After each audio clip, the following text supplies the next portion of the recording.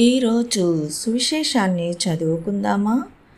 తూర్పు పడమరల నుండి అనేకులు వచ్చి పరలోకమందున్న అబ్రహాము, ఇస్సాకు, యాకోబు పంక్తిలో కూర్చుండెను.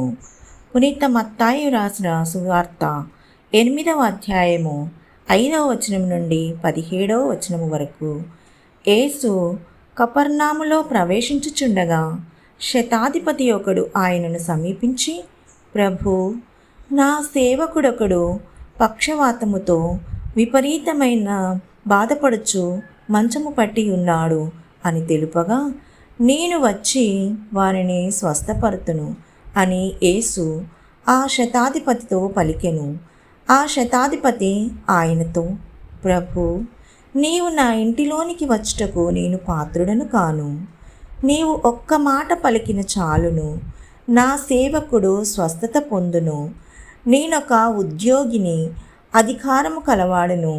నా ఆధీనమందున్న ఏ సేవకుని అయినను నేను రమ్ము అనినా వచ్చును, పొమ్ము అనినా పోవును. నా సేవకుడు నేను చేయుము అనిన దాన్ని చేయును అని సవినయముగా పలికెను. అది విని యేసు ఆశ్చర్యపడి తన వెంట వచ్చుచున్న వారితో, ఇశ్రాయేలు ప్రజలలో నేను ఇట్టి విశ్వాసమును చూడలేదు అని వక్కాణించుచున్నాను. తూర్పు పడమరల నుండి అనేకులు వచ్చి పరలోక రాజ్యమందున్న అబ్రహాము, ఇస్సాకు, యాకోబుల పంక్తిలో కూర్చుందురు.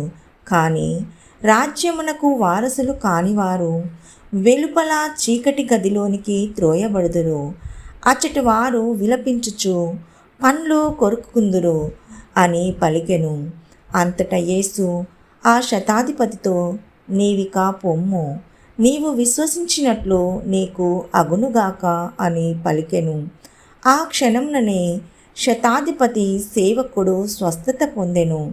ఆ తరువాత యేసు పేతురు ఇంటికి వెళ్ళి అందు జ్వరపీడితుడై మంచము పట్టియున్న అతని అత్తను చూచి, ఆమె చేతిని తాకినంతనే జ్వరము వీడిపోయెను.